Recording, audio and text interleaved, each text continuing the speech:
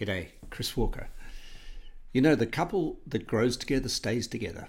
And today on this Masterclass introduction, I'd like to talk to you about a weekly process that could, I would say will, rather than could, will make your relationship grow at the speed of life.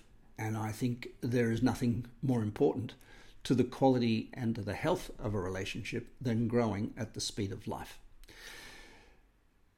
I've had a few relationships in my life, I confess it, and they've all grown for a while at the speed of life.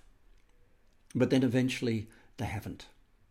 For one reason, either myself or my partner have stopped growing and we've grown apart.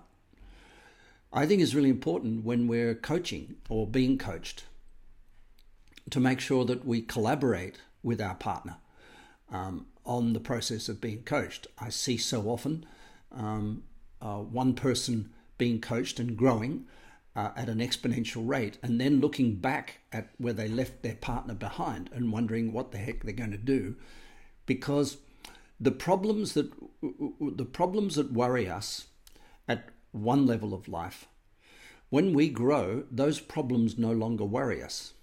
Now, this is a great definition of growth. Let's say, for example, I've got a sore foot, and I learn through the process of growth to manage that sore foot. And then you meet someone with a sore foot, and the question will be, do you still have, firstly, you'll recognize yourself and say, I remember having a sore foot like that, and I remember being stressed out about it like that. But now when I have a sore foot, I don't get stressed out about it. I don't worry about it. I go about fixing it. So this can equate to business problems, financial problems, social problems, personal health problems.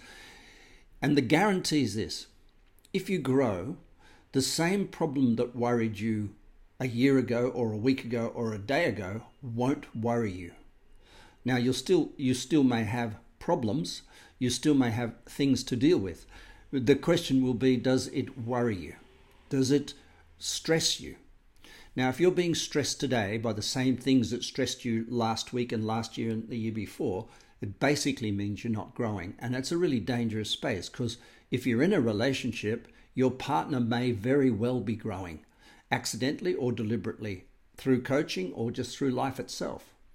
So let's have a look a little bit at a process I'd like to share with you that helps you live in a relationship that's growing, a growth relationship. It's really important to collaborate on growth. So if one of you might be at work and the other at home, when this happens, the person at work will typically grow faster than the person at home. The person at home is not being confronted at an ego level.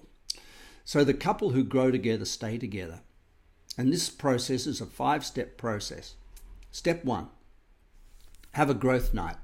That's a 30-minute session once a week, Sunday night, Monday night, whenever it's relatively low key on a social or sporting level, to sit down together and do a growth process. And each week I would recommend a different one, something unique to you both, and I will do my very best on the podcast or in the blog or wherever I share the work to share with you a small growth process so that you can use that 30 minutes to challenge each other at an ego level and grow. Now, that might be looking at a stress one of you's got. It might be looking at a challenge with another human being one of you's got. It might be even a parent that's giving you a trouble. The two of you sit down, and I will share, as I said, over the course of this course, a process for dealing with problems that helps you not have that problem again. And so the two of you go through it together. The second part of the process is to create a dream board. Now, each in my reckoning, based on the history that I know of relationships that work and the relationships that grow together, 66% of our lives is independent to our partner. Now, that means we have to, in some form or another, take personal responsibility for our emotions, our beliefs, our vision, our life balance in 66% of our life that we can't allocate, blame, or share with another person. Now, that doesn't mean they can't be a part of it. It just means that we are totally responsible and accountable for that 66%. 33% and a third percent, and therefore, of our lives is collective.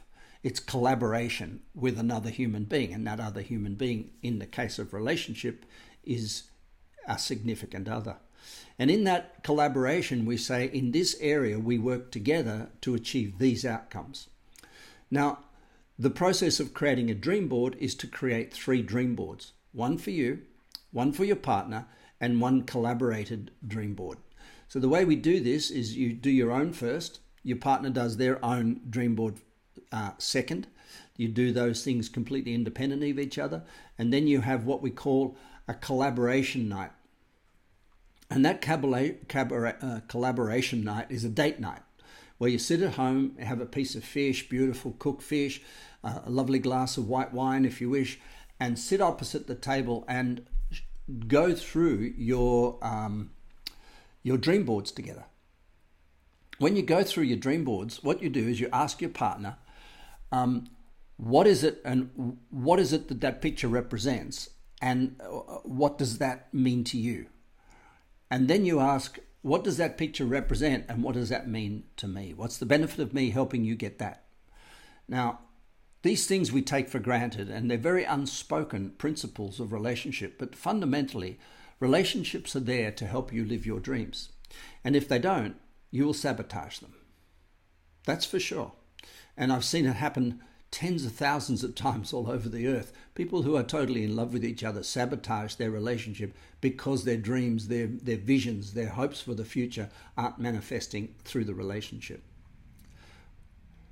In the process of doing that, 30 to 40% of all the pictures you see will be very similar to each other, and they go on a third dream board. So there's yours, mine, and ours. Let's have a look. So what is growth? Growth is the ability to deal with a problem that challenges us, and then have the same problem reoccur and not have it challenge us. Simple. So there are some steps. We need to clear our judgments. So if we're judging other people, we're judging ourselves, we're judging each other, we're judging the world, we're judging the fish in the ocean, we're judging the people who fish the fish, we're judging the people who chop the trees, we're judging the trees. Whatever we're judging, we need to clear. And that's a weekly process. So that could be part of your growth night. Expand your range. So if there's an emotion or a feeling or something that you don't have in your kit bag, like anger or like complete joy or overwhelming inspiration or deep sadness or fulfillment, if there's something you don't have in your range of emotions, Growth Night is about expanding your range, because the bigger your range of emotion, the bigger the audience you serve, the bigger the clients you serve, the bigger the environment you create, the more money you make, the bigger your life will be. So expanding your range is another way to have growth. Next one, exploring your boundaries. At what point would you say your boundaries intersect, in other words, collide with another person? It's quite often with a parent or someone where you say, that person's stepping on my toes, that person's crossing the line, that person stepped into my territory. The more defined those boundaries are, the more stressed you become. So expanding and exploring your boundaries is a key element of growth, and I can teach you a process to achieve that. Next one is to feel the middle ground. Now, the middle ground is somewhere between pushing away and pulling toward you, in any aspect of life, to be able to walk the middle ground, which means feel empowered, enjoy the process of diversity, collaborate with people, and feel strong that you're not sacrificing or being trodden on or surrendering your plans for the future. Finally, chill. Chill means the ability to relax, the ability to go to work in high pressure environments. And remember, a skill is something that you can do on demand under pressure. So they're the 5 aspects that I would say are key elements of personal growth and the growth that we're talking about in relationship. If one of you is not clearing your judgments, if one of you is not expanding your range, if one of you is not exploring your boundaries, if one of you is not feeling the middle ground or not chilling, then one of you is not growing. And that's going to be a problem long term. I guarantee it. Nature will not allow a person not to grow. They become toxic. So what stops growth? Well, there are 5 things. The first one is the most dangerous: reinforcing your judgments. We hang out in like-minded groups. So we hang out with people we like. People we don't like challenge our judgments. So if we say, I believe Donald Trump is a bad guy, and someone says, no, I believe Donald Trump is a good guy, we possibly won't enjoy the company of that person. We'll think we are too polarized and too different to have something in common.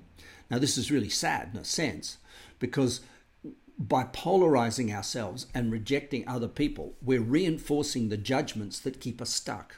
And staying stuck might feel very powerful, but actually it's very weakening, because eventually it erodes our health, it erodes our relationship, and it certainly erodes our business acumen and our ability to create wealth in a changing world. The next one is limiting your range. If you say, these are the emotions that I buy into, these are what some people call, in spiritual language, high emotions or good emotions, and I limit my range in negative emotions. I don't want to experience or feel angry. I don't want to feel sad. I don't want to feel disappointment. I don't want to feel depressed. Limiting your range of emotions is a very dangerous thing, because basically it creates a prison cell. And the person who's inside the prison cell is no one else but you. Exploring your reactions.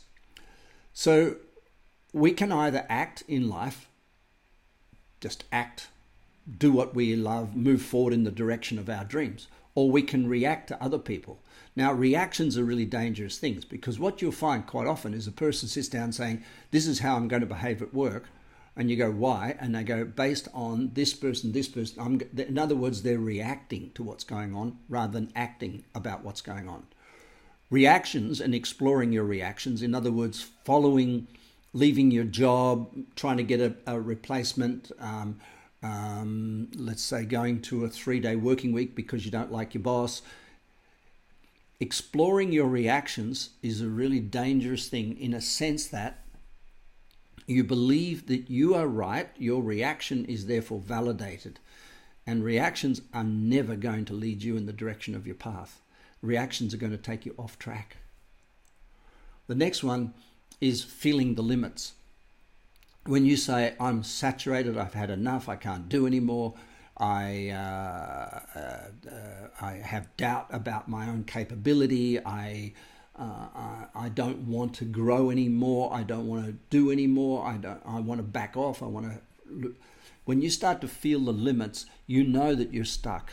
And that's an opportunity not to beat yourself up about it, but to come down and sit down and do some processing and expand your limits, expand your boundaries, get rid of your reactions, unlimit your range. And of course, the last element of being stuck is feeling wired up. Wired up means super stressed. A stressed person is a stuck person. That you can bank on. So a collage. This is what a collage looks like. We just grab pictures from magazines from all over the place. We stick them on a wall. Then our partner grabs pictures and sticks them on the wall, usually on a pinboard or something of the sort. And so you start creating a whole lot of pictures that represent what you'd love to do sometime in the future. It can be tomorrow, can be in 10 years, can be 100 years. What you'll end up with is something like this. 2 dream boards, 2 stories, 2 pictures of the future, and there will be a third. Which of the images out of the 2 should we put in the collaborative dream board? Now, this is a really important process. It's a growth process. It's a way of visualizing the future. It's a great process to have around your family and kids, because it basically says, dare to dream. Think big. Think beyond your boundaries. Don't be limited. And of course, there's a process we go through, which is setting goals and setting daily habits and doing the process that will get you towards your dream board. So a dream board is like, if you're talking about going in the ocean, it's the destination, and the goals and the steps and the daily process are about what you do on a daily basis to get you there. Hope you've enjoyed this. I'll speak to you really soon. Bye for now.